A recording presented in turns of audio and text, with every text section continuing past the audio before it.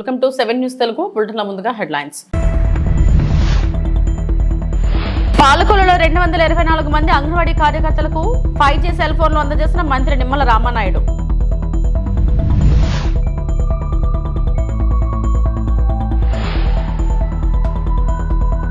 వెనుకబడిన ప్రాంతాల్లో దేవాలయాల నిర్మాణం గొప్ప నిర్ణయం. బీజేపీ నేత విష్ణువర్ధన్ రెడ్డి.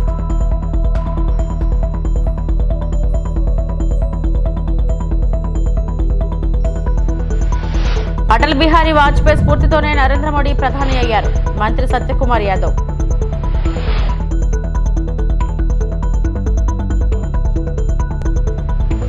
పశ్చిమ గోదావరి జిల్లా పాలకొల్లులో 224 మంది అంగన్వాడీ కార్యకర్తలకు 5G సెల్ ఫోన్లు అందజేసిన మంత్రి రామానాయుడు. పాలకొల్లు నియోజకవర్గంలో అంగన్వాడీ కార్యకర్తలకు ప్రభుత్వం ఉచితంగా అందజేసిన సెల్ ఫోన్లను కూటమి నాయకులతో కలిసి మంత్రి రామానాయుడు అందజేశారు.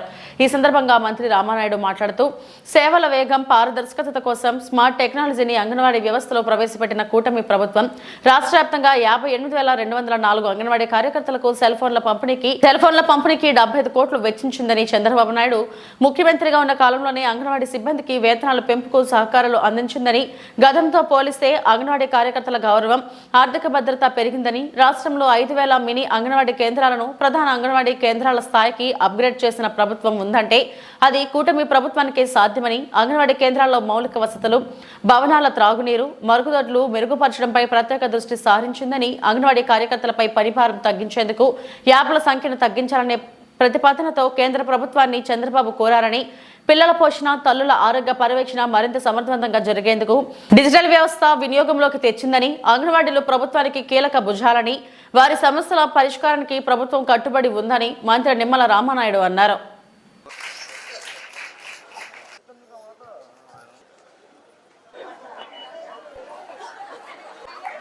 మీ అందరికీ కూడా ఈ సెల్ ఫోన్స్ పంపిణీ సందర్భంగా ఈరోజు ఈ కార్యక్రమంలో మనందరం కూడా భాగస్వాములవడం జరుగుతూ ఉంది. ఈ రకంగా ఆంధ్రప్రదేశ్ రాష్ట్రంలో దగ్గర 58,200 మంది అంగన్వాడీ టీచర్స్కి దగ్గర 75-80 కోట్ల రూపాయలు వెచ్చించి ఈరోజు ఈ సెల్ ఫోన్ల పంపిణీ కార్యక్రమానికి ఈ కూటమి ప్రభుత్వం శ్రీకారం చుట్టిన విషయాన్ని సందర్భంగా తెలియజేసుకుంటూ ఉన్నాం. ముఖ్యంగా ఈ యొక్క స్మార్ట్ ఫోన్ ఉండడం ద్వారా కొన్ని సమస్యలు మీరు ఎదుర్కొంటున్నటువంటి వాటిని కొన్నిటినైనా సరిదిద్దాలనేటువంటి ప్రక్రియలో భాగంగా ఈ యొక్క స్మార్ట్ ఫోన్స్ కూడా మీకు పంపిణీ చేయడం జరుగుతున్నటువంటి పరిస్థితి. ఈ రోజనే కాదు, ఆ రోజు 2014లో మొదటిసారి నేను శాసనసభ్యుడిగా ఉన్నప్పటి నుంచి కూడా ఈ రోజు వరకు కూడా నేను కూడా ప్రత్యక్షంగా చూస్తూ ఉన్నా. అందుకే ఎప్పుడు కూడా అంగన్వాడీ టీచర్స్ అంటే ఒక గౌరవం కానీ, ఒక ప్రేమ కానీ, మీ యొక్క పనితనాన్ని బట్టి, మీరు పనిచేసే విధానాన్ని బట్టి ఆ రోజు నుంచి ఈ రోజు వరకు కూడా ఒక ఎమ్మెల్యేగా కాకుండా మీ యొక్క చేసేటువంటి పనులను బట్టి ఎప్పుడు కూడా మీకు ఎప్పుడు ఒక తోడ్పాటును అందించేటువంటి ప్రక్రియను కూడా ఒకసారి నేను కూడా గుర్తు చేసుకుంటూ ఉన్నా. ఆ రకమైన అంగన్వాడీ సెంటర్లు కూడా ఆ రోజు 14-19లో చాలా ప్రాంతాల్లో లేకపోతే కొత్తవి ఆ రోజు కూడా మనం నిర్మాణం చేసి అంగన్వాడీ కేంద్రం నూతనంగా నిర్మాణం చేస్తే మళ్ళీ ఆ నిర్మాణాన్ని కూడా మీ అంగన్వాడీ టీచర్స్ చేతే నేను రిబ్బన్ కట్ చేసి ప్రారంభించేటువంటి పరిస్థితి కూడా ఆ రోజు నా చేతుల మీద నేనే చేసేటువంటి వాడిని. అయితే దురదృష్టవశాత్తు ప్రభుత్వం మారినటువంటి పరిస్థితుల్లో 5 సంవత్సరాల నష్టం మళ్ళీ ఈరోజు కోలుకోవడానికి కూడా ఇంకా ఇబ్బందికరమైనటువంటి పరిస్థితి ఈరోజు ఉంది. రాష్ట్రంలో 3 అకాడమిక్ రీజియన్లు ఏర్పాటు చేయబోతున్నామని, అకాడమిక్ జోన్ల ఏర్పాటుతో రాష్ట్ర సమగ్రాభివృద్ధికి కృషి చేస్తున్నామని రాష్ట్ర మైన్స్ అండ్ ఎక్సైజ్ శాఖ మంత్రి కొల్లు రవీంద్ర అన్నారు.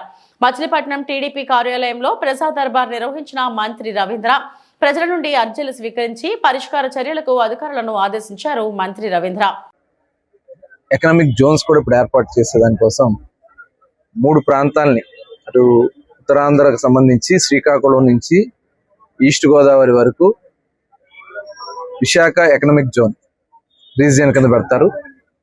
అలాగే అమరావతి ఏదైతే వెస్ట్ గోదావరి నుంచి ప్రకాశం జిల్లా వరకు ఉన్నటువంటి జిల్లాలన్నింటినీ కూడా కలిపి అమరావతి ఎకనామిక్ రీజియన్ కింద, అలాగే నెల్లూరు నుంచి కర్నూలు వరకు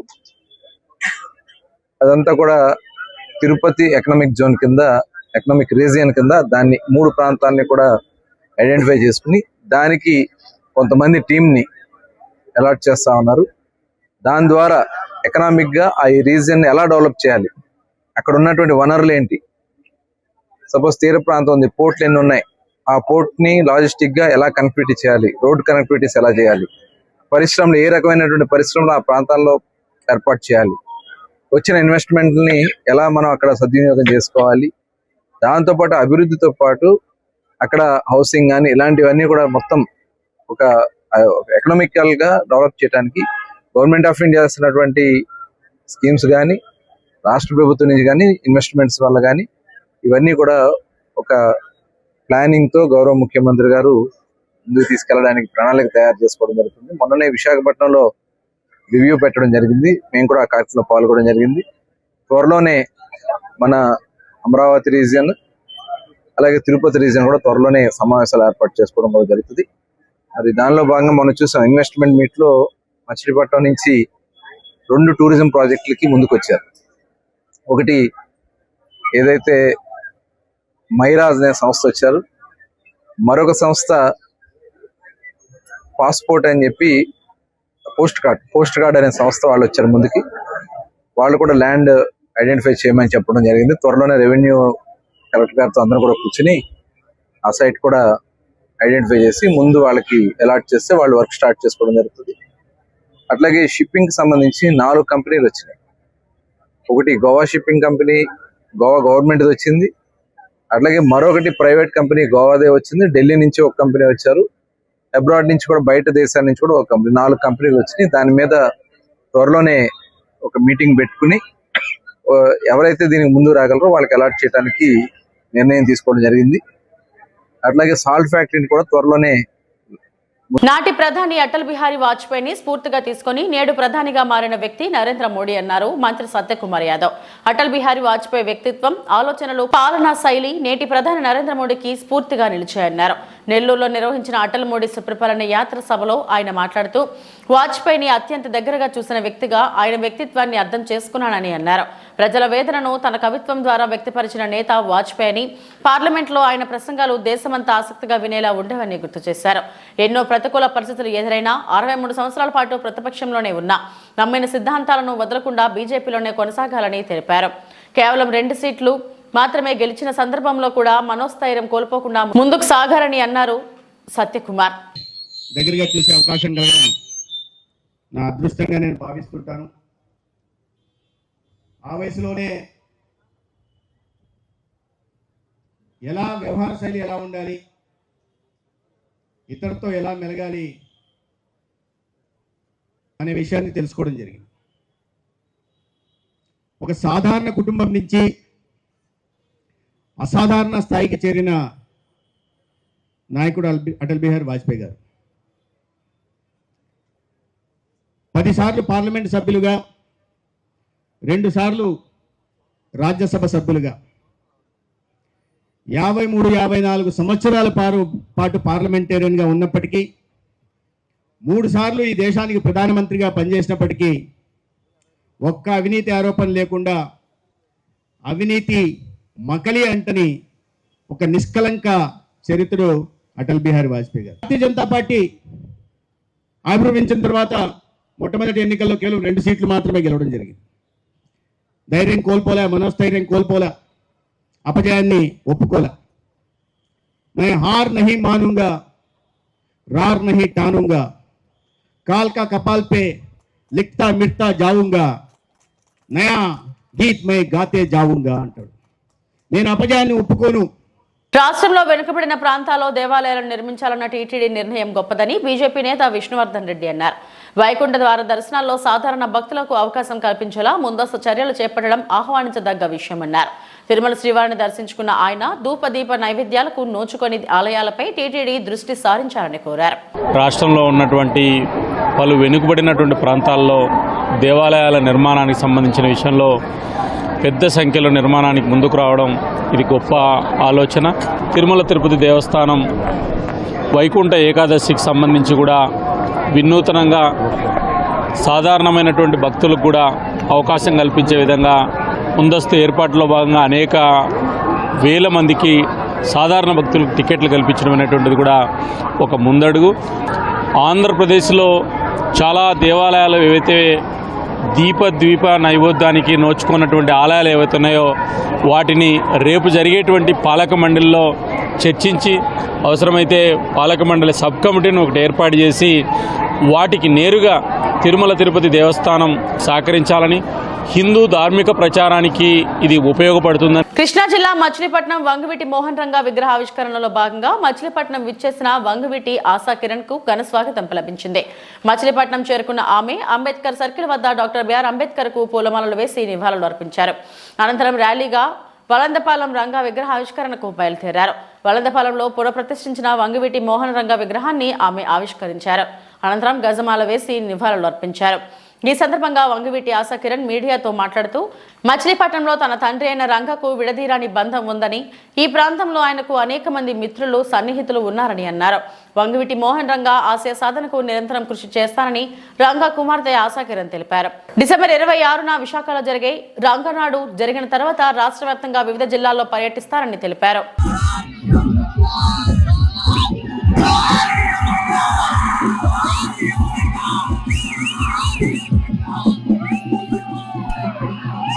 ఎందుకంటే రాధారంగం మిత్ర మండలి సభ్యులందరూ ఎక్కడికక్కడ ప్రతి గ్రామం మండలం ఎక్కడికక్కడ ఉన్నారు. అది వాళ్ళందరినీ ఎక్కదాటిగా తీసుకురావాలని చెప్పి నా ప్లాన్.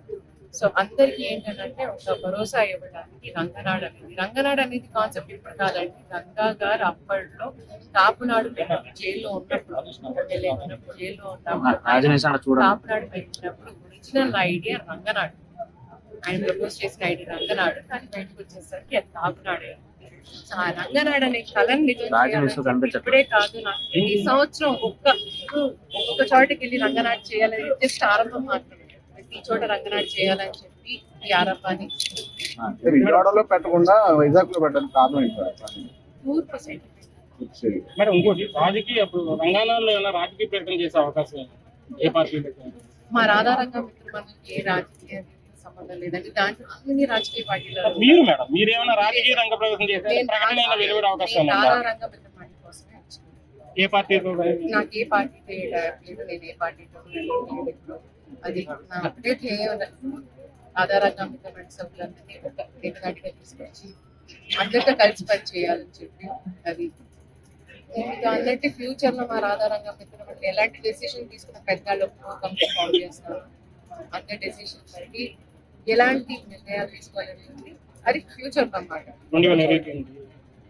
అప్పుడు చెప్పలేదు, ఫ్యూచర్లో ఉందో మీరు చెప్పలేదు, రేపు ఏమవుతుందనేది మీరు చెప్పలేరు కాబట్టి అది చెప్పలేదు. ముందు నా లక్ష్యం ఏంటంటే మా రాధారంగం చేయగలగాలి. వైసీపీ ప్రభుత్వ హయాంలో అధోనిని జిల్లా చేయాలని గుర్తుకు రాలేదా? జగన్మోహన్ రెడ్డి ముఖ్యమంత్రిగా ఉన్నప్పుడు అధోనిని జిల్లా చేయాలని ఎందుకు కోరలేదు? ఇప్పుడు వైసీపీ ఉనికిని కాపాడుకోవడానికే తప్ప అధోని జిల్లాపై ఆందోళనలు చేస్తున్నారని, ఎమ్మిగ్నూరు నియోజకవర్గం పరిధిలో జిల్లాకు అవసరమైన వనరులు ఉన్నాయి కాబట్టి నేను ఎమ్మిగ్నూరును జిల్లా చేయాలని కోరుతున్నా అని Emmiganur MLA doctor BV Jayanageswarareddy స్పష్టం చేశారు. మున్సిపల్ కార్మికులు తమ ఉద్యోగులపై చేస్తున్న ధర్నాలకు సంఘీభావం తెలిపే వైసీపీ నేతలు జగన్ ప్రభుత్వంలో నిద్రపోయారా అని ఎమ్మెల్యే డాక్టర్ బివి జయనాగేశ్వరరెడ్డి ప్రశ్నించారు. రాష్ట్రంలో చంద్రబాబు చేస్తున్న సుప్రపాలనపై ప్రశ్నించే మీరు జగన్ ప్రభుత్వంలో గాలికి వదిలేసిన అభివృద్ధిని గుర్తు చేసుకోవాలని ఎమ్మెల్యే బివి గుర్తు చేశారు. విడిపోయి మీరు ఒక హేతుబద్ధత లేకుండా హడావిడిగా చేసిన విభజన వల్ల ఈరోజు ఈ సమస్య వచ్చింది. మరి ఈరోజు పశ్చిమ ప్రాంతంలో 5 ఏళ్ల అధికారంలో ఉన్న మీరు నిన్నగాక మొన్న మళ్ళా ఈరోజు మేమొస్తే మళ్ళా ఇస్తాము అని చెప్పి మీరు సంఘీభావం తెలుపుతున్నారు ఆదోని జిల్లాకి. మరి ఉన్నటువంటి ఈ ప్రేమ ఎట్లా కలిగిందో నాకు తెలియదు. మరి మీరు అడుగుతున్నారు ఎందుకు ఎమ్మిగనూరు జిల్లా అని. నేను మళ్ళీ ఒకసారి గుర్తు చేస్తున్నా, ఏదైతే భౌగోళికంగా కానీ జియోగ్రఫికల్గా కానీ ఇక్కడ ఉన్నటువంటి డిస్టెన్స్ ఏదైతే ఉందో సమదూరం ఉండాలా. అన్నిటికీ మధ్యలో ఉన్నటువంటి ప్రాంతం. మీరు పరిపాలనా సౌలభ్యం గురించి మాట్లాడినప్పుడు ఖచ్చితంగా సెంటర్ పాయింట్ ఎమ్మిగనూరు. ఎమ్మిగనూరులో మీకు ఈరోజు అన్ని నియోజకవర్గాలకు దాదాపు 20 నుంచి 35 నుంచి 40 కిలోమీటర్ల మధ్యలో ఉన్నటువంటి దూరం. ఒక సామాన్యుడు జిల్లాగా ఏర్పడిన తర్వాత ఇక్కడికి వచ్చి పనులు చేసుకోవాలన్నా, ఏ అన్న కార్యక్రమాలు జరగాలన్నా ఈరోజు ఇక్కడికి రావడానికి పరిపాలనా సౌలభ్యం సులభంగా ఉంటుంది. ఒకటి. రెండోది, మాకు అత్యధికంగా భూమి ఉన్నది మా నియోజకవర్గం ఎమ్మిగనూరు నియోజకవర్గంలో. మూడోది, గాజులు తిన్న ప్రాజెక్టు కావచ్చు, వనరులు కావచ్చు, నీళ్లు కావచ్చు. రేపు రాబోయే రోజుల్లో జిల్లా హెడ్ క్వార్టర్ అన్నప్పుడు అన్ని హంగులు అదే విధంగా అందరికి కూడా సదుపాయాలు కానీ అన్ని రకాలుగా ఉండాల్సిన పరిస్థితి ఉంటుంది. వీటన్నిటిని కూడా టెక్నికల్గా అదే రకంగా అన్ని ఆలోచన చేసే వ్యక్తిగా ముఖ్యమంత్రి చంద్రబాబు నాయుడు గారి నిర్ణయాలు ఉంటాయి. ఈరోజు ఈ ప్రభుత్వం ఉందని చెప్పి కేవలము ఏదో బట్ట కాల్చి మొహం మీద వేసి గతంలో మేము ఉన్నప్పుడు మీరు ఏమీ చేయలేకపోయి ఈరోజు ఆదోని జిల్లా అనేది మీరు ఇవ్వలేకపోయారు, మీరున్నారు కాబట్టి మీరు వెంటనే ఇచ్చేయండి అని చెప్పి మేమొస్తే ఇస్తామని చెప్పి దాన్ని రాజకీయ కోణాన్ని రాజకీయ రంగు పులుముతున్నారు వైసీపీ నాయకులు. నేను మరొక్కసారి స్పష్టంగా చెప్తున్నా, ఏదైతే ఈ ప్రాంతంలో, ఎందుకంటే ఆదోని నియోజకవర్గం అనేది ఆదోని నుంచి వారికి ఆశ ఉంటుంది, మిగతా నియోజకవర్గం ఆశ ఉంటుంది. నాకు కూడా ఎమ్మెగనూరు స్వార్థం, నాకు ఎమ్మెగనూరు ప్రజల ఆకాంక్ష కూడా ఎమ్మెగనూరు జిల్లా కావాలని ఉంది. కానీ ఇక్కడ విషయం ఏమంటే సాంకేతికంగా కూడా అన్ని రకాలుగా అందరికీ ఆమోదయోగమైనటువంటి ప్రాంతాన్ని చాలా దూరదృష్టితో భవిష్యత్ తరాలకు ఉపయోగపడే విధంగా ఏ నిర్ణయమైనా ఉండాలి. కాబట్టి దీన్ని కూడా పరిగణలోకి తీసుకుని రానున్న రోజుల్లో ఏదైతే ఈ యొక్క అంశాన్ని కూడా మా ముఖ్యమంత్రి నారా చంద్రబాబు నాయుడు గారి దృష్టికి, మా యువనేత నారా లోకేష్ బాబు గారి దృష్టికి, డిప్యూటీ సీఎం పవన్ కళ్యాణ్ గారికి, అదే రకంగా కూటమి ప్రభుత్వంలో ఉన్న పెద్దలందరి దృష్టి కూడా తీసుకుపోవడం జరుగుతుంది. ఎప్పుడైనా కానీ గతంలో కూడా ఏదైతే యువగళ పాదయాత్రలో కానీ అదే రకంగా ముఖ్యమంత్రిగా కాకున్నప్పుడు చంద్రబాబు నాయుడు గారు కానీ ఈ ప్రాంతం నుంచి ఎవరు కూడా పోయి అడిగింది లేదు, చెప్పింది లేదు ఈ విషయం గురించి. కేవలం కొంతమంది వచ్చి మమ్మల్ని అడిగారు ఈ రకంగా మాకు కావాలని. ఆ రోజు కూడా ఏమనుకున్నాం, మనం ఈ ప్రాంతానికి అవసరమైనటువంటి ఏదైతే జిల్లా గురించి ఇబ్బందులు పడుతున్న మాట వాస్తవమే, కానీ అది ఎవరు చేసిన పాపం వల్ల. దమ్ముంటే మెడికల్ కళాశాలల ప్రైవేటీకరణపై టీడీపీ నాయకులు రాజీనామా చేసి ప్రజాక్షేత్రంలోకి రావాలని రూపాయి డాక్టర్ వైసీపీ రాష్ట్ర ప్రధాన కార్యదర్శి అనిల్ రెడ్డి అన్నారు. మెడికల్ కళాశాలల ప్రైవేటీకరణకు వ్యతిరేకంగా అనంతపురంలో ఇవాళ వైసీపీ చేపట్టిన భారీ బైక్ ర్యాలీకు మద్దతుగా 200 బైకులతో వైసీపీ రాష్ట్ర ప్రధాన కార్యదర్శి రూపాయి డాక్టర్ అనిల్ రెడ్డి పాల్గొన్నారు. ఈ సందర్భంగా అనిల్ రెడ్డి మాట్లాడుతూ రాష్ట్రంలో టీడీపీ ప్రభుత్వం తప్పుడు నిర్ణయాలు, ప్రజా వ్యతిరేక పాలన సాగిస్తోందని మండిపడ్డారు. మెడికల్ కళాశాలల ప్రైవేటీకరణకు అప్పగించడం అన్యాయమని మండిపడ్డారు. ప్రజా ఆరోగ్యాన్ని దృష్టిలో పెట్టుకుని ఆనాడు దివంగత నేత డాక్టర్ వైఎస్ రాజశేఖర రెడ్డి ఆరోగ్యశ్రీ తీసుకొస్తే దానిని అమలు చేయడంతో పాటు పేదలకు వైద్య విద్య అందాలనే మంచి సంకల్పంతో వైఎస్ జగన్మోహన్ రెడ్డి మెడికల్ కళాశాలలకు ఏర్పాటు చేశారన్నారు. ఈ కళాశాలలో నిర్వహణ చేతగాక ఈ టీడీపీ ప్రభుత్వ నాయకులు ప్రైవేటీకరణ చేస్తున్నారని మండిపడ్డారు. ప్రజా ఉద్యమంలాగా రాష్ట్రం మొత్తం కేవలం పార్టీ కార్యకర్తలే కాకుండా సామాన్య ప్రజలు కూడా ఏదైతే మెడికల్ కాలేజీ ప్రైవేటీకరణ అనేది ఉందో, పీపీపీ మోడల్ అనేది ఎంత అన్యాయమైన నిర్ణయం ఇది అనేది ఈరోజు ప్రజల రెస్పాన్స్ బట్టి తెలుస్తూ ఉంది. దాదాపు అంటే మనందరికీ తెలుసు, ఆరోగ్యశ్రీ అనేది మొట్టమొదటగా మన రాజశేఖర రెడ్డి గారు ఆలోచించి పేద ప్రజల కోసం చేసింది. వాళ్ళ తనయుడిగా ప్రతి పేదింటికి పెద్ద కొడుకుగా బాధ్యతలు తీసుకొని ప్రతి పేదవాడికి నాణ్యమైన వైద్యం అందాలని చెప్పేసి మన జగన్మోహన్ రెడ్డి గారు ఏ రాష్ట్రంలో లేని విధంగా ఇప్పటిదాకా స్వాతంత్రం వచ్చినప్పటి నుంచి ఇప్పటిదాకా కేవలం 11 మెడికల్ కాలేజీలు ఉంటే ఒక్క జగన్మోహన్ రెడ్డి గారు 5 ఏళ్ల కాలంలోనే దాదాపు 17 మెడికల్ కాలేజీలు ఈరోజు నిర్ణయం తీసుకొని ప్రజల కోసం కట్టిస్తే అది దాదాపు 80,000 కోట్ల ఆస్తి, ప్రజల ఆస్తి, ప్రజలకు సంబంధించిన ఆస్తి, ప్రజల ఆస్తి. అట్లాంటిది ఎందుకు ఎట్లా ప్రైవేట్ పరం చేస్తారు అనే దానికి నిదర్శనమే ఈ తప్పుడు నిర్ణయాలు. ఆ తప్పుడు నిర్ణయాలకు వ్యతిరేకంగా జరిగే ఈ ఉద్యమమే ప్రజా ఉద్యమము. కేవలం జగన్మోహన్ రెడ్డి గారికి మంచి పేరు వస్తుంది, మంచి పేరు రాకూడదు అన్న ఉద్దేశంతోనే దీన్ని పీపీపీ మోడల్లో చేస్తున్నారు. కాబట్టి ఈ ఉద్యమానికి కేవలం వైసీపీ కార్యకర్తలే కాకుండా ప్రతి సామాన్య ప్రజలు కూడా ఖచ్చితంగా సపోర్ట్ ఇచ్చి వస్తున్నారు. వాళ్ళు ఇప్పుడు పోతే మనం తెలుస్తుంది, బైక్ ర్యాలీలో మొత్తం అనంతరం ఇంటి దగ్గర నుంచి మన అధ్యక్షుడు అనంత వెంకటరామరెడ్డి గారి ఇంటి దగ్గర నుంచి ఇప్పుడు ఆయన ఇంటి దగ్గరికి చేరుకుని అక్కడి నుంచి మళ్ళీ ర్యాలీగా పోవడం జరుగుతూ ఉంది. అక్కడ వచ్చే జన సంద్రమే చెప్తా ఉంది వాళ్ళ నిర్ణయం ఎంత తప్పుడు నిర్ణయమో. కొంతమందితో నేను మాట్లాడితే ఆ పార్టీ సానుభూతి పరులతో కొంతమందితో మాట్లాడితే లేదు సార్ పీపీపీ మోడల్ సరైన నిర్ణయం అంటున్నారు వాళ్ళ కార్యకర్తలు. నిజంగా వాళ్ళు తీసుకున్న నిర్ణయం కరెక్ట్ నిర్ణయం అనే ధైర్యం వాళ్ళకు ఉంటే దాదాపు 164 సీట్లు ఉన్నాయి కదా వాళ్ళకు. 13 పాత జిల్లాలు, జగన్ గారి ఆధ్వర్యంలో 26 జిల్లాలు అయినాయి. 13 జిల్లాలే తీసుకుందాంలే, జిల్లాకు ఒక్కరిని వాళ్ళు రాజీనామా చేయించినా కూడా వాళ్ళ గవర్నమెంట్ ఏం పడిపోదు కదా. వాళ్ళకి దమ్ముంటే 13 మందిని జిల్లాకు ఒక్కరిని రాజీనామా చేయించి మళ్ళీ ప్రజల దగ్గరికి పొమ్మను, ప్రజలే చెప్పుతో కొట్టినట్టు వాళ్ళకి సమాధానం చెప్పి మీ నిర్ణయం తప్పు అని ఓడిస్తారు. వాళ్ళకైనా ధైర్యం ఉంటే, వాళ్ళు తీసుకున్న పీపీపీ మోడల్ అనేది కరెక్ట్ నిర్ణయం అనే ధైర్యం వాళ్ళకు ఉంటే జిల్లాకు ఒక ఎమ్మెల్యేని రిజైన్ చేసి రమ్మనండి, ప్రజాక్షేత్రంలోనే ప్రజలే నిర్ణయిస్తారు వాళ్ళ నిర్ణయం తప్పు నిర్ణయమో కరెక్ట్ నిర్ణయమో. జై జగన్, జై జగన్. ఇప్పుడు దాదాపు మనం 200 నుంచి 300 మందితో బైక్ ర్యాలీ ఇక్కడ నుంచి అనంతరం ఇంటి దగ్గరికి వెళ్తున్నాము. జిల్లా నలుమూలల నుంచి కూడా వస్తున్నారు. కొన్ని వేల మంది వస్తారు ఇప్పుడు బైక్ ర్యాలీకి. ఎక్కడి నుంచి ఆనంద్ ఆఫీస్ దగ్గర నుంచి మనం బుక్కరాయ సముద్రం దాకా వెళ్ళడం జరుగుతుంది. అక్కడ చూస్తే ఆ జనసంద్రమే చెప్తుంది వాళ్ళ తప్పు నిర్ణయం అని చెప్పేసి. దానికోసమే ఈరోజు ఈ ర్యాలీ చేస్తున్నాము. జై జగన్. ఇప్పటివరకు నా బులెటిన్ అప్డేట్స్. నమస్తే.